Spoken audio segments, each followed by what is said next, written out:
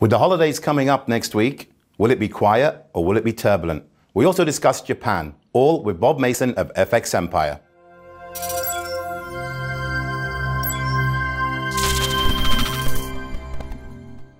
Hello, Bob, and thank you for joining us as we look at the week ahead. Next week is Christmas. The markets are normally quiet around this period. Are we expecting the same this year, or can we expect any turbulence? With the markets on the quieter side next week, there are a few things that we do need to look out for. It's not a mill pond, as it were. There's a number of stats to come out, and there's some lingering niggles in the financial markets. You know, there is Trump's impeachment. There is, mixed sentiment towards how effective a phase one trade agreement between the US and China will be, particularly when we consider the policing of the phase one agreement.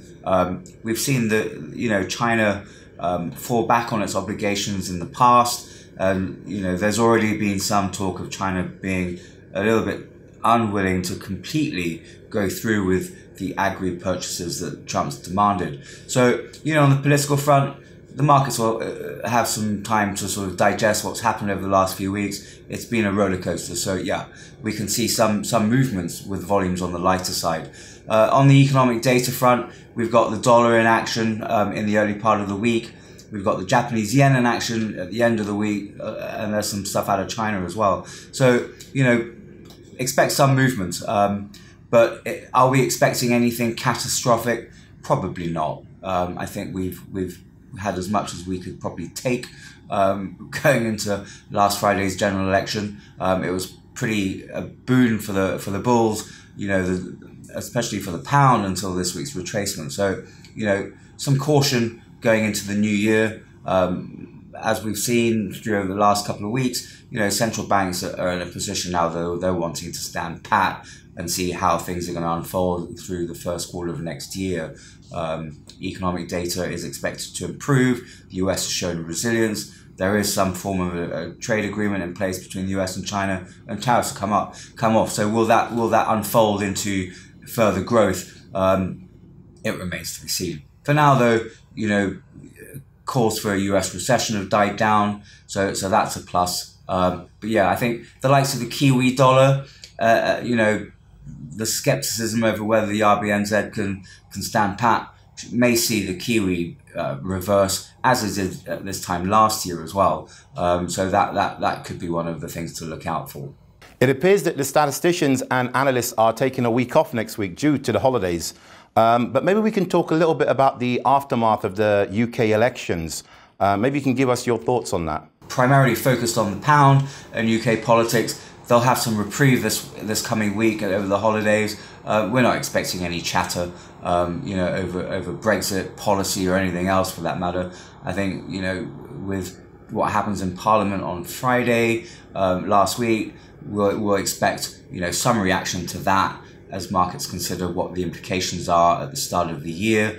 If things go Johnson's way, then, that hard Brexit will linger, so that could continue to weigh on the pound as volumes come off. So that is one to look out for. But there's no parliamentary debates, there's no votes, there's no nothing. So we're not expecting anything there. So all quiet on the forex front recently. But how about the Commonwealth currencies in Australia, New Zealand, and Canada? Maybe you can shed some light on that for our viewers. Finally, for the Commonwealth currencies, we got GDP numbers out of Canada on Monday. And we've got private sector credit numbers out of Australia on Monday to consider. Private sector, the numbers haven't been particularly great. So any further weak numbers, and then we'll expect some pressure on the Aussie dollar. For the loonie, the GDP numbers are particularly important. How the retail sales numbers come out on Friday, if they're negative, then that's going to make the loonie all the more sensitive to the GDP numbers at the start of the week. Volumes will be down, even though the holidays have yet to start. So expect some fluctuation in that. Obviously from the US we've got core industrial production, core durable goods, and so on as well. So that's there's enough to keep the markets busy at the start of the week. But for the loonie, the GDP numbers are going to be quite important. So keep an eye on that. For the Kiwi dollar, there's nothing in focus. And as I mentioned before, skepticism over whether the RBNZ can stand pat could pressure the Kiwi dollar through the week, with the markets, and the volumes on the lighter side. It's going to be quiet in Europe as well as the rest of the world due to the holidays. But what about the Asian giants? What can you tell us about Japan and China? What's happening there? We've got a busy Friday, actually, considering there's nothing, through the rest of the week. We've got prelim industrial production numbers, retail sales figures, and Tokyo inflation numbers to consider on Friday. So, Japanese markets are open. So the volumes, yes, they will be on the lighter side, but we can expect some reaction to the data. Industrial production numbers, the markets might be a little bit forgiving if they're not as great as, they have been recently. Last month wasn't particularly good, but they haven't been completely dire. The phase one trade agreement and government fiscal support would, buffer some of the negativity should production levels fall off again. Retail sales, however, will need to rebound. We want to see household spending improve, following the typhoons and the tax hikes and so forth. That is a must for the Japanese economy, particularly following, the trade data that we saw last week. For China, we've got industrial profit numbers that are in focus on Friday as well. Now that's going to be interesting. We've seen markets react quite significantly to the numbers recently. Sensitivity to the impact of the US-China trade war. So while the markets are on the quieter side and the analysts are off on holiday, sitting on beaches probably somewhere, I'd expect there to be some consideration of how quickly, the effect of tariffs coming off are going to filter through in terms of trade terms. I would envisage it's not going to be as rapid as some expect, and that's something to consider.